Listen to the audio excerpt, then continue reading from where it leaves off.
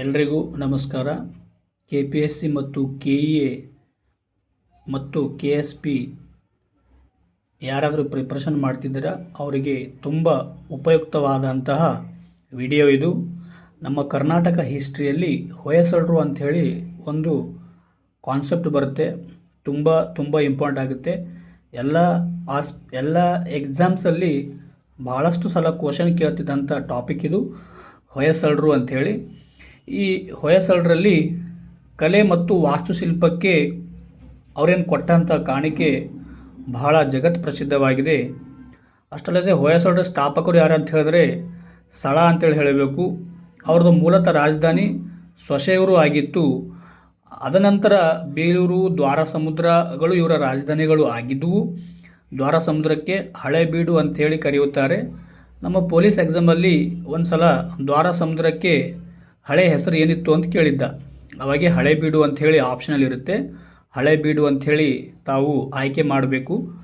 ಆಮೇಲೆ ಈ ಹೊಯ್ಸಳರ ಸಾಮ್ರಾಜ್ಯ ಸ್ಥಾಪನೆ ಮಾಡಬೇಕಾದರೆ ಒಬ್ಬರು ಗುರು ಸಹಾಯ ಮಾಡ್ತಾರೆ. ಅವರು ಸಹಾಯ ನೀಡಿದ ಗುರು ಯಾರಂತ ಕೇಳ್ತಾರೆ, ಸುದತ್ತಾಚಾರ್ಯರು. ಇದನ್ನು ಎಕ್ಸಾಮಲ್ಲಿ ಕೇಳಿದ್ದಾರೆ. ಮತ್ತು ಗಂಗರ ಸಾಮ್ರಾಜ್ಯ ಸ್ಥಾಪನೆ ಮಾಡಬೇಕಾದ್ರೆ ಅಲ್ಲಿ ಒಬ್ಬರು ಗುರುಗಳು ಸಹಾಯ ಮಾಡ್ತಾರೆ, ಜೈನ ಮುನಿ ಸಿಂಹಾನಂದಿ ಅಂತ ಹೇಳಿ.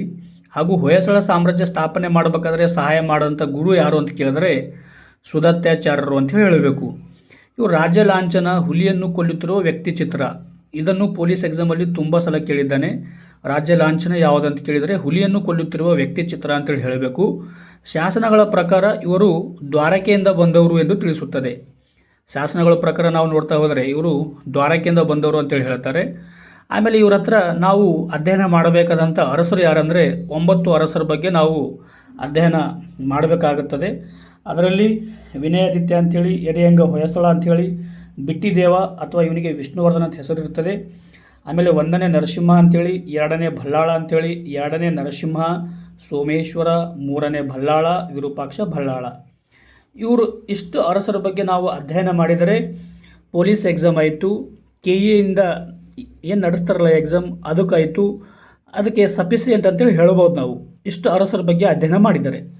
ಆಮೇಲೆ ಫಸ್ಟ್ ನಾವು ವಿನಯಾದಿತ್ಯನ ಬಗ್ಗೆ ಅಧ್ಯಯನ ಮಾಡಬೇಕಾದ್ರೆ, ಈ ವಿನಯಾದಿತ್ಯ ಈತ ಸುಮಾರು 50 ವರ್ಷಗಳ ಕಾಲ ಆಳ್ವಿಕೆ ಮಾಡಿದ.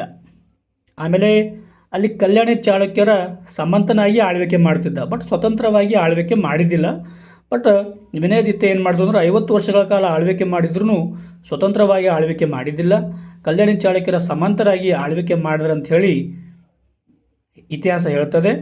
ಹಾಗೆ ಇವನ ಸಹೋದರಿ ಇರ್ತಾಳೆ ಒಬ್ಬಾಕಿ, ಹೊಯ್ಸಳ ದೇವಿ ಅಂಥೇಳಿ. ಈ ಹೊಯ್ಸಳ ದೇವಿಯನ್ನು ಕಲ್ಯಾಣ ಚಾಳುಕ್ಯರಲ್ಲಿ 1ನೇ ಸೋಮೇಶ್ವರನಿಗೆ ಕೊಟ್ಟು ವಿವಾಹ ಮಾಡಿಸ್ತಾನೆ. ವಿವಾಹ ಮಾಡಿಸಿ ಅವ್ರ ಜೊತೆಗೆ ಸಂಬಂಧ ಬೆಳೆಸ್ಕೊಂಡ್ಬಿಡ್ತಾನೆ. ಆಮೇಲೆ ಇವನ ರಾಜಧಾನಿ ಮೊದಲ ಸೊಸೆಯೂರು ಇತ್ತು. ಆ ಸೊಸೆಯೂರಿನಿಂದ ಬೇಲೂರಿಗೆ ವರ್ಗಾವಣೆ ಮಾಡಿದ್ದ. ಯಾರು ಅಂತ ಕೇಳಿದ್ರೆ ವಿನಯಾದಿತ್ಯ. ಎಕ್ಸಾಮಲ್ಲಿ ಕೇಳಿದ್ದಾನೆ ಆಲ್ರೆಡಿ. ಸೊಸೆಯೂರಿನಿಂದ ರಾಜಧಾನಿಯನ್ನು ಬೇಲೂರಿಗೆ ವರ್ಗಾವಣೆ ಮಾಡದಂಥ ಹೊಯ್ಸಳರ ಅರಸ ಯಾರು ಅಂತೇಳಿ ಎಕ್ಸಾಮಲ್ಲಿ ಆಲ್ರೆಡಿ ಕೇಳಿದ್ದಾನೆ, ವಿನಯಾದಿತ್ಯ ಅಂತೇಳಿ ಹೇಳಬೇಕು ನಾವು. ಆಮೇಲೆ ಅಷ್ಟಲ್ಲದೆ ಇವ ಏನು ಮಾಡ್ದ, ಅಂಗಡಿಯಲ್ಲಿ ಜೈನ ಬಸದಿ ಮತ್ತು ಅಂಗಡಿಯಲ್ಲಿ ಜೈನ ಬಸದಿ ಕಟ್ಟಿಸಿದ್ದ, ಬಳ್ಳಿಗಾವಿಯಲ್ಲಿ ಕೇದಾರೇಶ್ವರ ದೇವಾಲಯ ಕಟ್ಟಿಸಿದ್ದ. ಇವು ಎಕ್ಸಾಮಲ್ಲಿ ಕೇಳಿದ್ದಾನೆ. ಅಂಗಡಿಯಲ್ಲಿ ಜೈನ ಬಸದಿ ಮತ್ತು ಬಳ್ಳಿಗಾವಿಯಲ್ಲಿ ಕೇದಾರೇಶ್ವರ ದೇವಾಲಯ ನಿರ್ಮಿಸಿದ ಹೊಯ್ಸಳರ ಅರಸ ಯಾರು ಅಂತೇಳಿ ಎಕ್ಸಾಮಲ್ಲಿ ಕೇಳಿದ್ದಾನೆ ಆಲ್ರೆಡಿ. ಮತ್ತೆನೂ ಕೇಳ್ತಾನೆ, ಯಾರಂದರೆ ವಿನಯಾದಿತ್ಯ ಅಂಥೇಳಿ. ಆಲ್ಮೋಸ್ಟ್ ಇವಾಗ ನಾವು ಎಕ್ಸಾಮ್ ಪ್ರಿಪ್ರೇಷನ್ ಮಾಡ್ತೀವಿ, ಪ್ರೀವಿಯಸ್ ಕ್ವಶನ್ ಪೇಪರ್ ರೆಫರ್ ಮಾಡಿದ್ರೆ ತುಂಬ ಒಳ್ಳೆಯದು. ಯಾಕಂದರೆ ಹೊಸದು ಏನೂ ಕೇಳ್ತಾ ಇಲ್ಲ, ಎಲ್ಲ ಹಳೆ ಪ್ರೀವಿಯಸ್ ಕ್ವಶನ್ ಪೇಪರಲ್ಲೇ ಸ್ವಲ್ಪ ಟ್ವಿಸ್ಟ್ ಮಾಡಿ ಕೇಳ್ತಾ ಇದ್ದಾನೆ ಅಷ್ಟೇ. ಆಮೇಲೆ ಯರಿಯಂಗ ಹೊಯ್ಸಳನ ಬಗ್ಗೆ ನಾವು ಅಧ್ಯಯನ ಮಾಡಬೇಕು. ಯರಿಯಂಗ ಹೊಯ್ಸಳನ ಬಗ್ಗೆ ಅಧ್ಯಯನ ಮಾಡೋಕ್ಕೆ ಅವನದೇನು ಅಂಥ ಇತಿಹಾಸ ಇಲ್ಲ. ಬಟ್ ಅವನು 3 ಜನ ಮಕ್ಕಳು ಇರ್ತಾರೆ ಅವನಿಗೆ. 1ನೇ ಭಲ್ಲಾಳ ಅಂಥೇಳಿ, ಬಿಟ್ಟಿಗ ಅಥವಾ ಅವನಿಗೆ ವಿಷ್ಣುವರ್ಧನ ಅಂಥೇಳಿ ಕರೀತಾರೆ. ಆಮೇಲೆ ಉದಯಾದಿತ್ಯ ಅಂಥೇಳಿ ಈ 3 ಜನ ಮಕ್ಕಳು ಇರ್ತಾರೆ. ಈ 3 ಜನ ಮಕ್ಕಳಲ್ಲಿ ಬಿಟ್ಟಿಗ ಅಥವಾ ವಿಷ್ಣುವರ್ಧನ ಎಂಬ ವ್ಯಕ್ತಿ ತುಂಬ ಸಾಮರ್ಥ್ಯವಂತವಾಗಿರ್ತಾನೆ ಮತ್ತು ಆಡಳಿತದಲ್ಲಿ ತುಂಬ ಪ್ರಬಲ ವ್ಯಕ್ತಿವಾಗಿರ್ತಾನೆ. ಅವ ಮುಂದೆ ಆಡಳಿತಕ್ಕೆ ಬಂದವರು ಯಾರು ಅಂತ ಕೇಳಿದ್ರೆ ಬಿಟ್ಟಿಗ ಅಥವಾ ವಿಷ್ಣುವರ್ಧನ ಅಂತ ಹೇಳಬೇಕು. ಆಮೇಲೆ ಬಿಟ್ಟಿಗ ಮತ್ತು ವಿಷ್ಣುವರ್ಧನ ಆಡಳಿತಕ್ಕೆ ಬಂದ. ಇವನು ಆಡಳಿತ ಹೇಗಿತ್ತು ಅಂದರೆ ತುಂಬ ಸಾಮರ್ಥ್ಯವಂತವಾದ ಅರಸ ಅಂತ ಹೇಳ್ಬೋದು ಇವನಿಗೆ. ಅಷ್ಟಲ್ಲದೆ ಈ ಮನೆತನದ ಪ್ರಸಿದ್ಧ ಅರಸ ಇವ. ಎಕ್ಸಾಮಲ್ಲಿ ಏನು ಕೇಳ್ತಾನಂದರೆ ಹೊಯ್ಸಳರ ಸಾಮ್ರಾಜ್ಯ ಸ್ಥಾಪಕ ಯಾರು, ಸಳ. ಆಮೇಲೆ ಹೊಯ್ಸಳ ಸಾಮ್ರಾಜ್ಯದಲ್ಲಿ ಪ್ರಸಿದ್ಧವಾದಂಥ ಅರಸ ಯಾರು, ಬಿಟ್ಟಿಗ ಅಥವಾ ವಿಷ್ಣುವರ್ಧನ ಅಂತ ಹೇಳಬೇಕು. ಆಮೇಲೆ ಕೊನೆಯ ಅರಸ ಯಾರು ಅಂತೇಳಿ ಪೊಲೀಸ್ ಎಕ್ಸಾಮಲ್ಲಿ ತುಂಬ ಸಲ ಕೇಳ್ತಾನೆ. ಪೊಲೀಸ್ ಎಕ್ಸಾಮ್ ತುಂಬ ಸಿಂಪಲ್ ಇರುತ್ತೆ. ನಾನೇನು ಹೇಳಿದ್ದೀನಿ ಇಷ್ಟು ಕಾನ್ಸೆಪ್ಟ್ ಓದಿದರೆ ಪೊಲೀಸ್ ಎಕ್ಸಾಮಲ್ಲಿ ಹೊಯ್ಸಳ ಸಾಮ್ರಾಜ್ಯದಲ್ಲಿ ಏನೇನು ಕೇಳ್ತಾನೋ ಕ್ವಶನ್ ಅಷ್ಟೆಲ್ಲ ಇದರಲ್ಲೇ ಕೇಳ್ತಾನೆ. ಇದಕ್ಕೆ ಬಿಟ್ಟರೆ ಹೊರಗೆ ಯಾವುದು ಬರೋಕ್ಕೆ ಚಾನ್ಸಸ್ ಇಲ್ಲ. ಯಾಕೆಂದರೆ ನಾನು ಪ್ರೀವಿಯಸ್ ಕ್ವಶನ್ ಪೇಪರ್ ರೆಫರ್ ಮಾಡಿ ಕ್ಲಾಸ್ ಮಾಡಿದ್ದೀನಿ. ಬಿಟ್ಟಿಗ ಅಥವಾ ವಿಷ್ಣುವರ್ಧನ 1108ರಿಂದ 1152 ಆಳ್ವಿಕೆ ಮಾಡಿದ್ದ ಇವನ ಮೂಲ ಹೆಸರು ಬಿಟ್ಟಿದೇವ ಅಂತಿತ್ತು. ಆಮೇಲೆ ರಾಮಾನುಜಾಚಾರ್ಯರು ಅಂಥೇಳಿ ಒಬ್ಬರು ರಾಮಾನುಜಾಚಾರ್ಯರು ಇರ್ತಾರೆ. ಅವರು ವೈಷ್ಣವ ಧರ್ಮದ ಪ್ರತಿಪಾದಕರಾಗಿರ್ತಾರೆ. ಇವರೇನು ರಾಮಾನುಜಾಚಾರ್ಯರಲ್ಲ, ಇವರು ವೈಷ್ಣವ ಧರ್ಮದ ಪ್ರತಿಪಾದಕರಾಗಿರ್ತಾರೆ.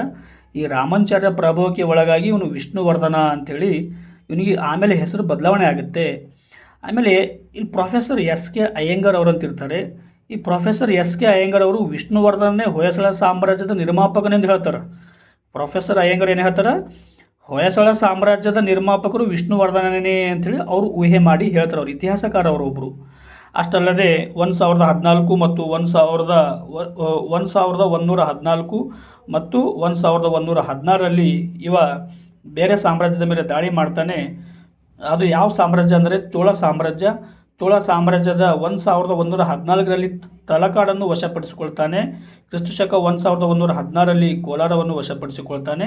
ಈ ತಲಕಾಡು ವಶಪಡಿಸಿಕೊಂಡು ತಲಕಾಡು ಗೊಂಡ ಅಂತ ಬಿರುದು ಪಡೆದುಕೊಳ್ತಾನೆ. ಯಾರು? ನಮ್ಮದು ವಿಷ್ಣುವರ್ಧನ. ಆಮೇಲೆ ತಲಕಾಡಿನಲ್ಲಿ ಕೀರ್ತಿನಾರಾಯಣ ದೇವಾಲಯವನ್ನು ಕಟ್ಟಿಸಿರ್ತಾನೆ. ಬೇಲೂರಿನಲ್ಲಿ ಚೆನ್ನಕೇಶವ ದೇವಾಲಯ ಕಟ್ಟಿಸಿರ್ತಾನೆ.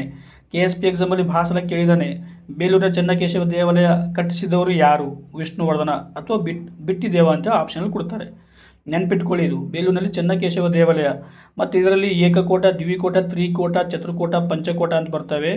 ಈ ಬೇಲೂರಿನ ಚೆನ್ನಕೇಶವ ದೇವಾಲಯ ಏಕಕೋಟ ದೇವಾಲಯವಾಗಿರ್ತದೆ. ಅಷ್ಟಲ್ಲದೆ ದಕ್ಷಿಣದ ಅಂದ್ರೆ ನಮ್ಮದು ಏನು ಇಂಡಿಯಾ ಇರ್ತಲ್ಲ ಮ್ಯಾಪ್ ಈ ರೀತಿ, ಅದರಲ್ಲಿ ದಕ್ಷಿಣದ ಕನ್ಯಾಕುಮಾರಿ ಹತ್ರ ಅಲ್ಲಿ ದಕ್ಷಿಣದಾಗ ಕಂಚಿ ಅಂತ ಬರುತ್ತೆ. ಆಮೇಲೆ ರಾಮೇಶ್ವರದವರೆಗೂ ದಾಳಿ ಮಾಡಿ ಆಮೇಲೆ ಕಂಚಿಯನ್ನು ವಶಪಡಿಸಿಕೊಂಡು ಕಂಚಿಗೊಂಡ ಅಂತ ಬಿರುದು ಪಡೆದುಕೊಳ್ತಾನೆ. ದಾವಣಗೆರೆ ನಮ್ಮ ಜಿಲ್ಲೆ ಏನಿದೆಯಲ್ಲ ಆವಾಗ ಆ ಸಮಯದಲ್ಲಿ ಉಚ್ಚಂಗಿಯ ಪಾಂಡ್ಯರು ಆಡಳಿತ ಮಾಡ್ತಿದ್ದರು. ಆ ಉಚ್ಚಂಗಿಯ ಪಾಂಡ್ಯರಿಂದ ನೊಳಂಬವಾಡಿಯನ್ನು ಗೆದ್ದುಕೊಂಡು ನೊಳಂಬವಾಡಿ ಗೊಂಡ ಅಂಥೇಳಿ ಬಿರುದು ಪಡೆದುಕೊಳ್ಳುತ್ತಾನೆ. ಈತನ ರಾಣಿ ಇರ್ತಾಳೆ. ಆ ರಾಣಿ ಹೆಸರು ನಾಟ್ಯರಾಣಿ ಶಾಂತಲೆ ಅಂಥೇಳಿ ನೃತ್ಯದಲ್ಲಿ ತುಂಬ ಹೆಸರು ಮಾಡಿರ್ತಾರೆ ಅವರು. ಅದಕ್ಕಾಗಿ ಅವರಿಗೆ ನಾಟ್ಯ ಸರಸ್ವತಿ ಅಂಥೇಳಿ ಹೆಸರು ಕೊಟ್ಟಿರ್ತಾರೆ. ಅವರಿಗೆ ನಾಟ್ಯ ಸರಸ್ವತಿ ಅಂಥೇಳಿ ಬಿರುದು ಕೊಟ್ಟಿರ್ತಾರೆ. ಹಾಗೂ ವಿಷ್ಣುವರ್ಧನ ಆಸ್ಥಾನದಲ್ಲಿ ದಾಸೋಜ, ಚಾವಣ್ಣ, ಗದುಗಿನ ನಾಗೋಜ, ಜಕ್ಕಣ್ಣ ಮತ್ತು ಚಿಕ್ಕ ಹಿಂಸ ಅಂಥೇಳಿ ಇವನ ಆಸ್ಥಾನದಲ್ಲಿ ಶಿಲ್ಪಿಗಳು ಇರ್ತಾರೆ ಅವರು. ಆಮೇಲೆ ಇವನಿಗೆ ವೀರನಾರಾಯಣ ಅಂಥೇಳಿ, ಆಮೇಲೆ ಸಾಹಸ ಭೀಮ ಅಂಥೇಳಿ ಮತ್ತು ಕದನ ಪ್ರಚಂಡ ಅಂಥೇಳಿ ಇವನಿಗೆ ಬಿರುದುಗಳು ಕೊಡ್ತಾರೆ. ಅಷ್ಟಲ್ಲದೆ ಈ ಹೊಯ್ಸಳರಲ್ಲಿ 1ನೇ ನರಸಿಂಹನೂ ಕೂಡ ತುಂಬ ಇಂಪಾರ್ಟೆಂಟ್ ಅಂತ ಹೇಳ್ಬೋದು. ಈ 1ನೇ ನರಸಿಂಹನು ಗರುಡ ಪದ್ಧತಿ ಅಂತ ತೊಗೊಂಬರ್ತಾನೆ. ಗರುಡ ಪದ್ಧತಿ ಅಂದರೆ ಏನಂದ್ರೆ, ಗರುಡ ಎಂಬ ರಾಜಭಟ್ಟರುಗಳ ನಿಷ್ಠ ಸೇವೆ ಮಾಡುವ ಗರುಡ ಪದ್ಧತಿ ಇವನ ಕಾಲದಲ್ಲಿ ಆರಂಭವಾಯಿತು. ಜನನ ತಂದೆ ಇರ್ತಾನೆ ಒಬ್ಬ ಸೋಮನೋ ಬಾಣ ಅಂತೇಳಿ. ಸೋಮನ ಬಾಣ ಯಾರ ಆಸ್ಥಾನದಲ್ಲಿದ್ದ ಅಂತ ಕೇಳ್ತಾನೆ ಎಕ್ಸಾಮಲ್ಲಿ, ಕೇಳಿದ್ದಾನೆ. 1ನೇ ನರಸಿಂಹ ಆಸ್ಥಾನದಲ್ಲಿ ಇದ್ದ. ಆಮೇಲೆ ಸ್ವತಃ ಇವನು ಸಾಹಿತಿ ಆಗಿದ್ದ. ಕನ್ನಡದಲ್ಲಿ ದೀಕ್ಷಾಬೋಧೆ ಅಂತ ಕೃತಿ ಬರೆದ, ಸಂಸ್ಕೃತದಲ್ಲಿ ಸದಾನಂದ ಚರಿತೆ ಅಂತ ಕೃತಿ ಬರೆದ. ಇವೆರಡು KS ಎಕ್ಸಾಮಲ್ಲಿ ಕೇಳಿದ್ದಾನೆ. ಕನ್ನಡದಲ್ಲಿ ದೀಕ್ಷಾಬೋಧೆ ಕೃತಿ ಬರೆದವರು ಯಾರು? 1ನೇ ನರಸಿಂಹ. ಸಂಸ್ಕೃತದಲ್ಲಿ ಸದಾನಂದ ಚರಿತೆ ಬರೆದವರು ಯಾರು? 1ನೇ ನರಸಿಂಹ. ಅಷ್ಟಲ್ಲದೆ ಏನು ಮಾಡಿದೆ ಅಂದರೆ 1ನೇ ನರಸಿಂಹನ ಈ ಕೆಳಗಿನ ಕೃತಿಗಳು ಯಾವುವು ಅಂತ ಕೇಳಿದ್ದಾನೆ ಒಂದ್ಸಲ. ದೀಕ್ಷಾಬೋಧೆ ಮತ್ತು ಸದಾನಂದ ಚರಿತೆ ಎರಡೂ ಕೊಟ್ಟಿದ್ದಾನೆ ಎಕ್ಸಾಮಲ್ಲಿ. A option Deekshabodhe, B option Sadananda Charite. ಆಮೇಲೆ AB ಅಂಥೇಳಿ ಆಪ್ಷನ್ ಹಾಕಬೇಕಾಗುತ್ತೆ ನೀವು. ಆಮೇಲೆ ಗಿರಿಜಾ ಕಲ್ಯಾಣ ಅಂಥೇಳಿ ಒಂದು ಕೃತಿ ಬರೆದಂಥ ಹರಿಹರ ಯಾರ ಆಸ್ಥಾನದಲ್ಲಿದ್ದ ಅಂತ ಕೇಳಿದ್ರೆ 1ನೇ ನರಸಿಂಹನ ಆಸ್ಥಾನದಲ್ಲಿದ್ದ.